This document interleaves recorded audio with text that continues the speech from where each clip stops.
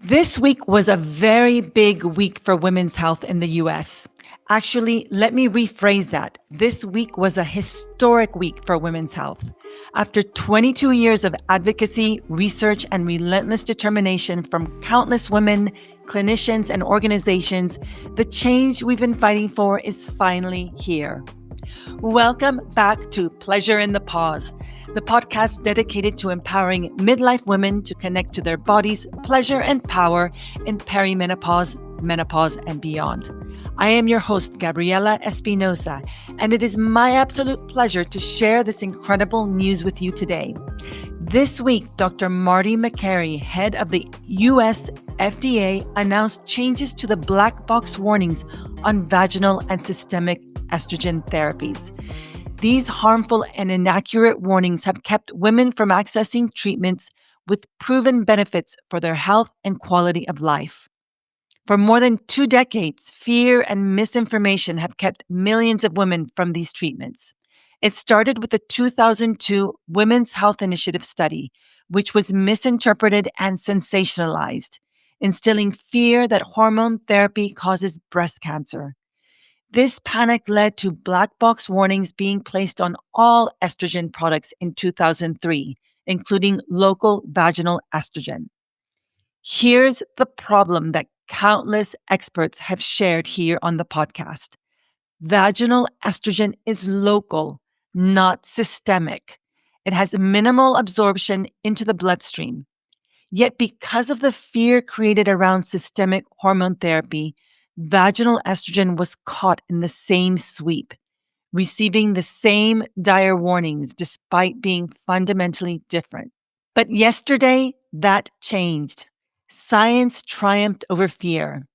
Evidence overcame dogma, and women's voices were finally heard at the highest levels of government. Let me share with you what we now know with absolute certainty. No clinical trial has ever shown that hormone therapy increases breast cancer mortality. And here's what systemic hormone therapy can offer when started within approximately 10 years of menopause onset or before the age of 60. Relief of vasomotor symptoms. That includes hot flashes, night sweats, flushing. Systemic estrogen is considered the most effective treatment for these symptoms. Improvement in sleep quality, mood, and general quality of life. Relief of genitourinary symptoms, vaginal dryness, pain with intercourse, urinary urgency. Bone health benefits, reduced bone loss and decreased risk of fractures. Potential cardiovascular benefits when started early. Some data suggest reduced all-cause mortality and fewer fatal cardiovascular events. Possibly reduce risk of cognitive decline or Alzheimer's disease when started early. Vaginal estrogen, which is local, not systemic, has no increased risk of breast cancer, stroke, or heart disease. Yet for 22 years, it has carried the same black box warning as systemic hormones, a warning that was never scientifically justified. Medical groupthink is dangerous, and it has cost women their health. In the last 23 years, an estimated 50 million women were denied or avoided these therapies, leading to unnecessary suffering and lost years of quality of life. It's time to end the era of fear. We're moving forward with facts, not myths. Just a few months ago in July, I brought you an episode, number 65, about the FDA expert panel hearing on hormone replacement therapy. We heard from 12 leading experts who presented compelling evidence that challenged everything we'd been told about menopause care. This week's press conference was the follow-up we'd been waiting for. The FDA announced, with over 200 people in attendance, this historic decision. And before I go any further, I need to say something important. This is not a partisan issue. This is not about politics. This is about evidence-based medicine. This is a win for all women, regardless of political affiliation, regardless of party lines, regardless of political beliefs. Women's health should never be politicized. What we witnessed yesterday was science triumphing over fear, and a regulatory agency finally listening to decades of research and millions of women's voices. The press conference included remarks from Health and Human Services Secretary Robert F. Kennedy Jr. and several other leaders. But the person who has truly driven this change is FDA Commissioner Dr. Marty Makary. Dr. Makary has made women's health one of his top priorities in his first 100 days as FDA Commissioner.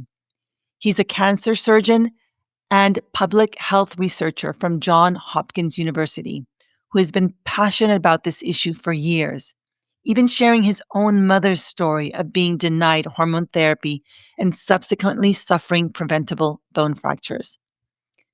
One of the most important things Dr. Makary said yesterday, and this really stuck with me, was that there may be no more important medication aside from antibiotics that affects women's health and could change and save lives and preserve function for women on a population level than hormone therapy.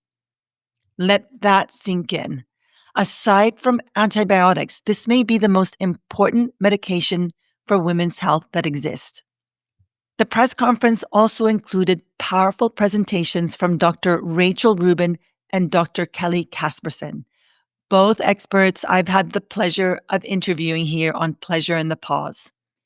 Seeing them advocate at this national level was incredibly moving, and I'll share more about what they said in just a moment.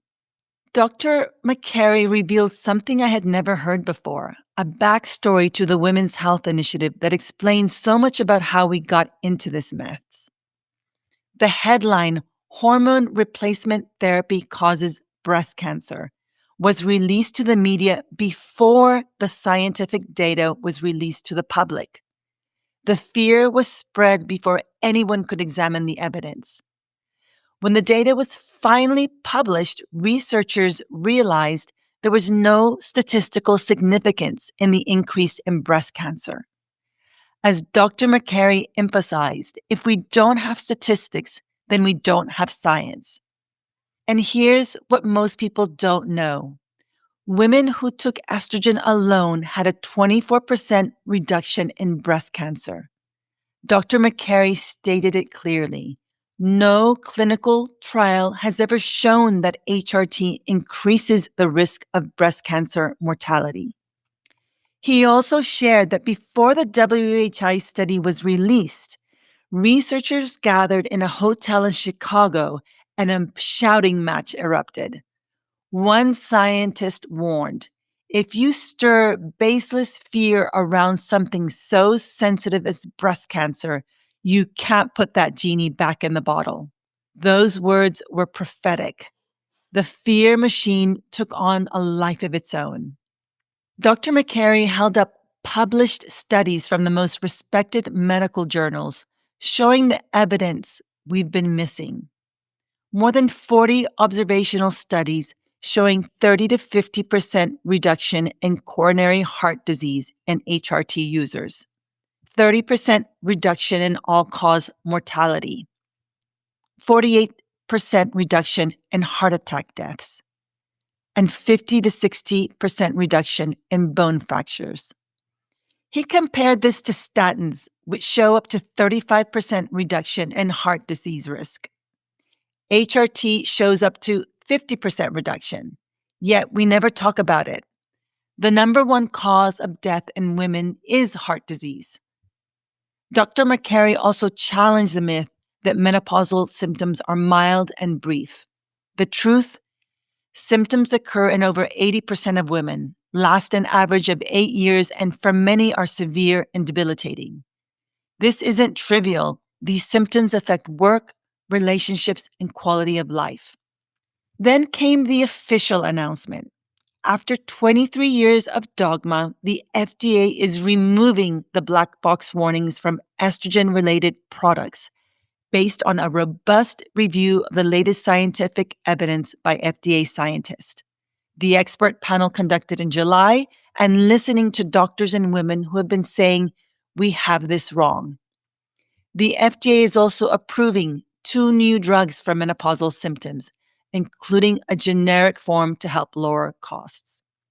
Dr. Makary spoke about the importance of humility, that restoring public trust requires admitting when we got it wrong and committing to do better. That's exactly what the FDA did yesterday. Several other speakers reinforced this message. Dr. Sarah Brenner, Deputy Commissioner of the FDA, called yesterday the start line, not the finish line, of a new era in women's health. She affirmed clearly, women's health matters.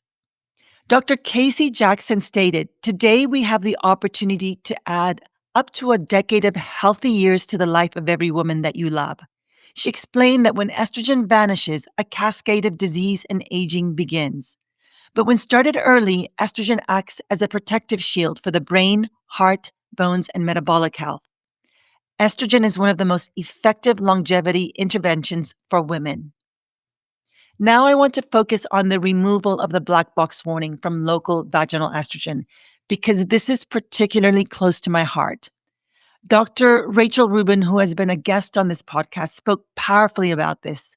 She explained that vaginal estrogen treats genitourinary syndrome of menopause, which includes urinary frequency, urgency, pain with sex, and recurring UTIs.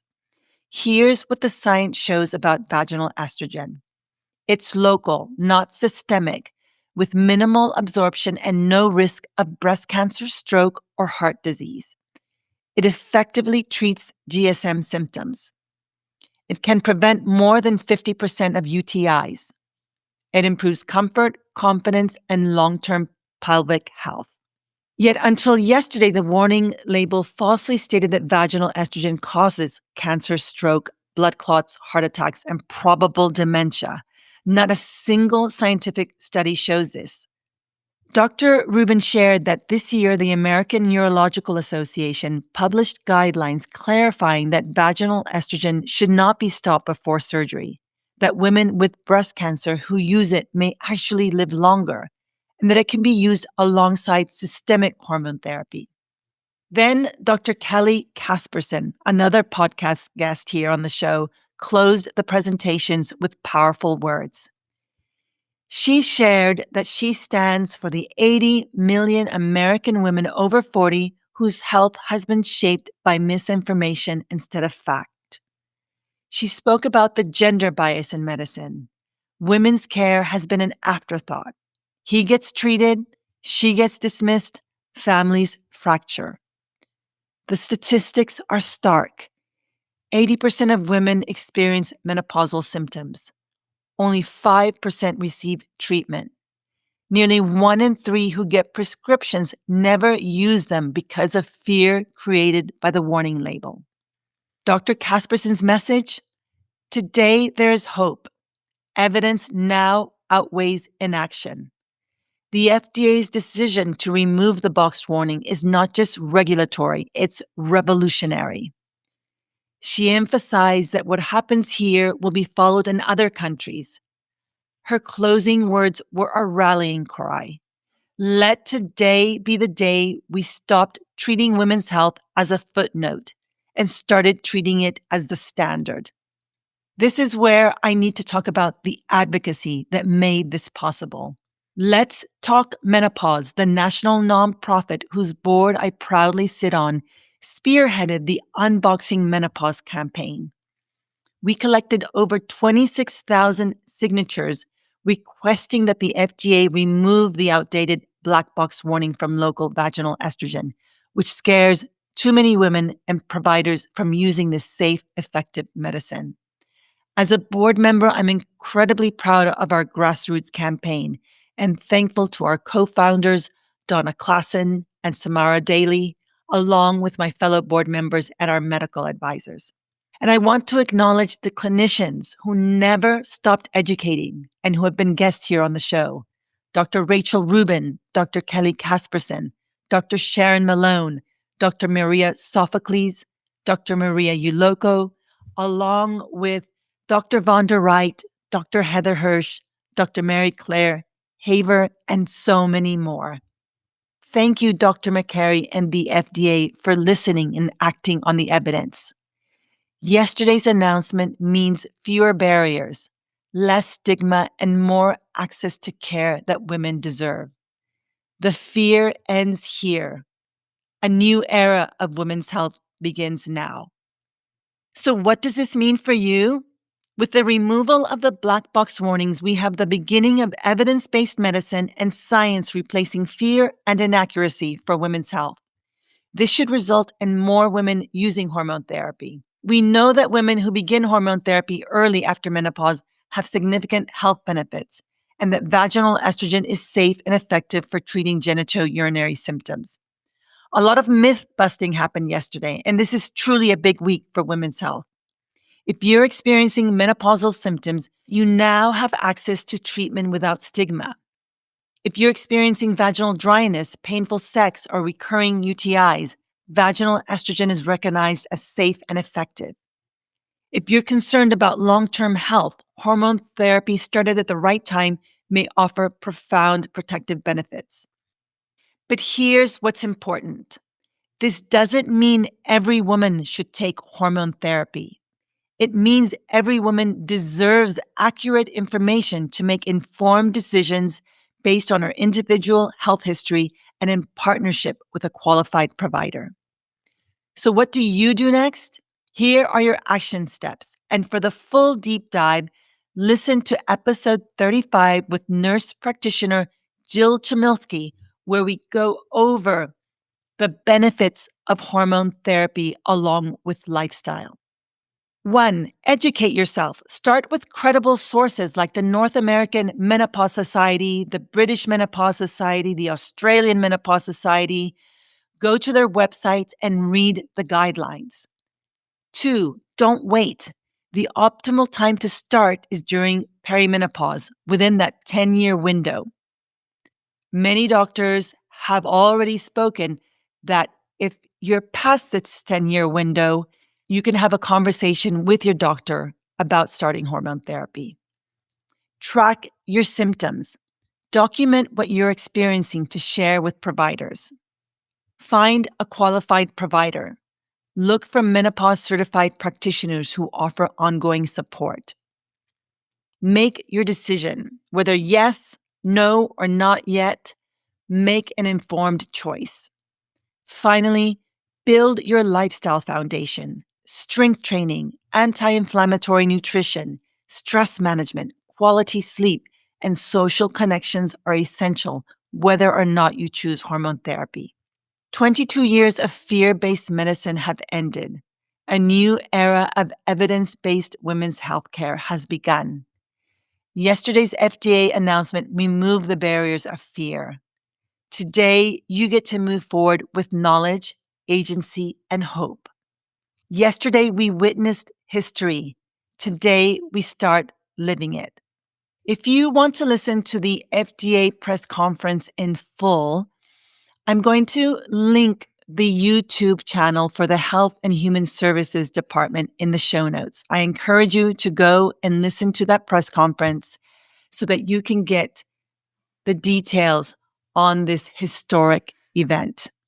Thank you so much for joining me for this special episode of Pleasure in the Pause. Want to help me spread more pleasure in the world?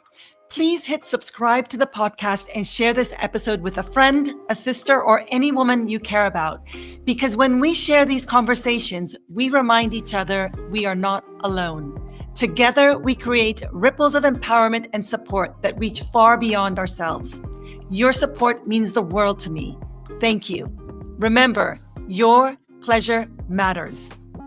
The information shared on this podcast is for educational and informational purposes only and is not intended as medical advice. Always consult your healthcare provider before making any decisions about your health or treatment. The views expressed by guests are their own and do not necessarily reflect the views of the host or Pleasure in the Pause.